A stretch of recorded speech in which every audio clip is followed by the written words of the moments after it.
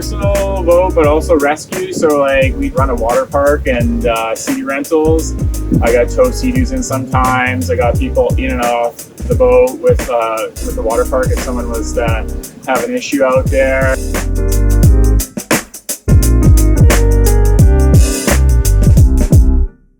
I've had the original graphene coating on for 2 years now.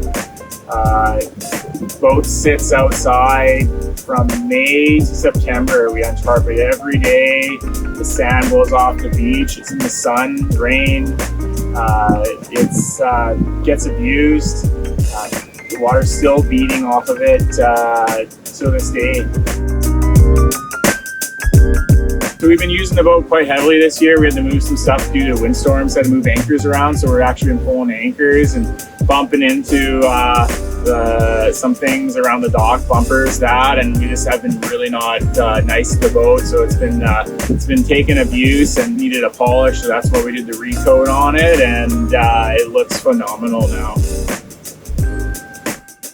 I'm super excited about the new generation of the product. If it's as good as the old stuff, it's going to probably last twice as long at least.